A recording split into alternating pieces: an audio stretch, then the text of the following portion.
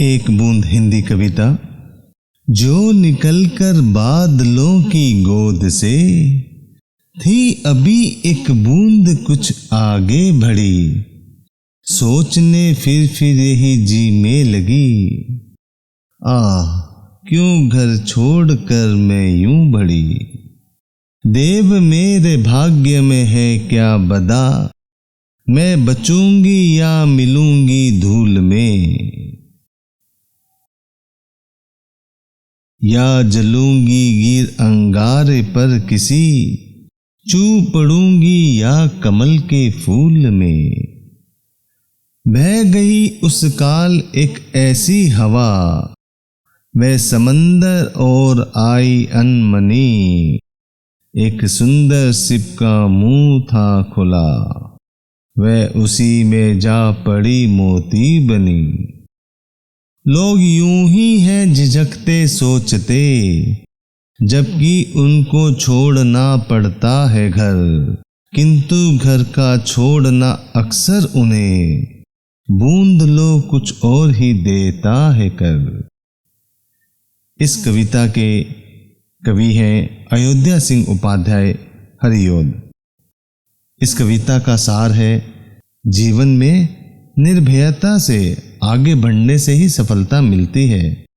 यानी अगर हम किसी बात को मन में आशंकित रखते हैं और उससे भयभीत होकर हम उसको ओवरकम नहीं करते हैं, उस पर काबू नहीं पाते हैं, तो हमें सफलता हाथ लगने के चांसेस काफ़ी कम हैं। जीवन में सफलता पाने के लिए कॉन्फिडेंस का होना बहुत ज़रूरी है।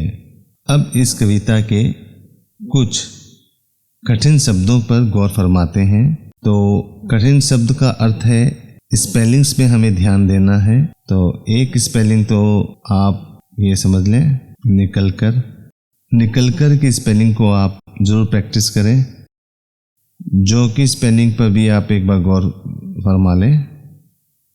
फिर आपको स्पेलिंग ध्यान देना है, मिलूंगी,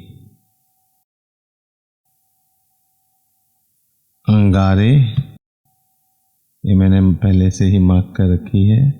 चू की स्पेलिंग भी आप एक बार देख लें। यहाँ एक स्पेलिंग जो है वो है बदा।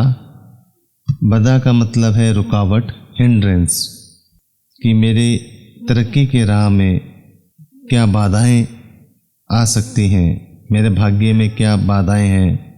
फिर आप एक शब्द पर ध्यान दें, काल, जो मैंने यहाँ पहले से ही मार्क कर रखा है।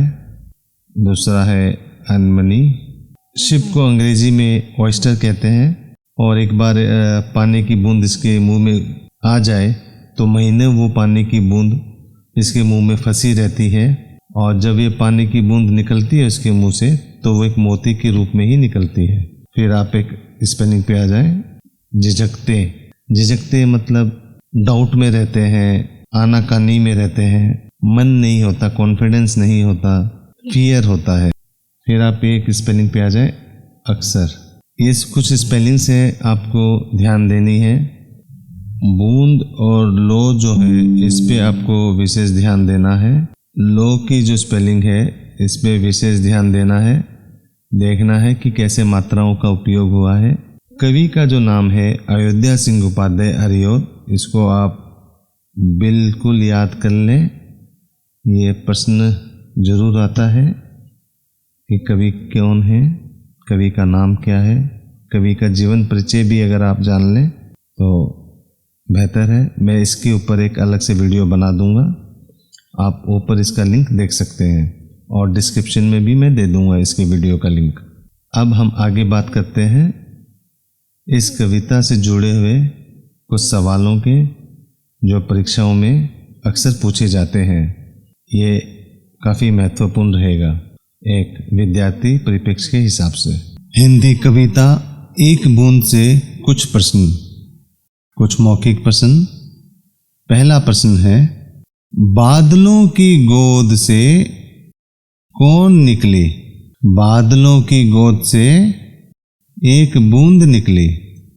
दूसरा प्रश्न है, बूंद को कौन सा डर सता रहा था? इसका जवाब है, बूंद को घर छोड़ने का डर सता रहा था। हवा के वेग से बूंद कहाँ जाकर गिरी? हवा के वेग से बूंद सीप के मुंह में जाकर गिरी। बूंद कहाँ पहुंचकर मोती बनी? बूंद सीप में जाकर मोती बनी। या हम कह लें, बूंद सीप के मुंह में जाकर मोती बनी। अभ्यास, कुछ प्रश्न जो किताबों में हमें लिखने हैं। पहला प्रश्न है, बादलों की गोद से निकलकर बूंद क्या सोचने लगी? बादलों की गोद से निकलकर बूंद ये सोचने लगी कि वे घर से क्यों निकली? हवा के वेग से बहती बूंद के मन की दशा कैसी थी? उत्तर है, हवा के वेग से बहती बूंद के मन की दशा ये थी कि वे सोच रही थी कि मैं बचूंगी या धूल में मिलूंगी, या फिर कमल के फूल में गिरूंगी। बूंद सीप के मुंह में कैसे जाकर पड़ी? समुद्र में हवा चलने से बूंद सीप के मुंह में जाकर गिरी। सीप में गिरने पर बूंद का क्या हुआ? सीप के मुंह में गिरने पर बूंद मोती बनी। एक बूंद कविता से आपको क्या प्रेरणा मिली? एक बूंद कविता से हमें ये प्रेरणा मिलती है कि हम किसी भी परिस्थिति में घबराना नहीं चाहिए। जो साहसी है वे नहीं घबराते और मार्ग में आने वाली हर बाधाओं को पार करते हुए अपनी मंजिलों को पा लेते हैं। प्रश्नों के सही उत्तर पर सही का निशान लगाइए। बूंद को किस बात का दुख था? बूंद को घर छोड़ने का दुख था। बूंद किसकी गोद से निकलकर आगे बढ़ी? बूंद बादलों की गोद से निकलकर आगे बढ़ी। हवा के वेग से समुद्र की ओर कौन आई? एक बूंद आई। समुद्र में किसका मुंह खुला था? समुद्र में सीप का मुंह खुला था। लोग कब झिझकते और सोचते हैं? लोग घर छोड़ते समय झिझकते और सोचते हैं। आइए शब्द कौशल के बारे में जानें। दिए गए शब्दों के दो दो पर्यायवाची शब्द लिखिए। पहला कमल। कमल क्या है? फूल है, तो इसे हम जलज भी कहते हैं और इसका दूसरा नाम पंकज भी है। हवा। हवा यानी पवन, वायु, इंग्लिश में कहते हैं विंड। और कमल को कहते हैं लोटस, फूल यानी फ्लावर इन इंग्लिश। और हिंदी में हम इसे पुष्प कहते हैं और कुसुम कहते हैं। और एक बहुत ही फेमस कविता है पुष्प की अभिलाषा, मैं उस पर एक वीडियो बनाने वाला हूँ। चौथा घर। घर यानी हाउस, सदन और भवन। अब दूसरा है, नीचे लिखे अनेकार्थी शब्दों के दो दो अर्थ लिखिए। पर, तो हम कह सकते हैं लेकिन, किंतु, परंतु। जी, मन, इच्छा, इंग्लिश में कहते हैं डिजायर। देव यानी भाग्य, नियति, इंग्लिश में हम इसे कहते हैं डेस्टिनी।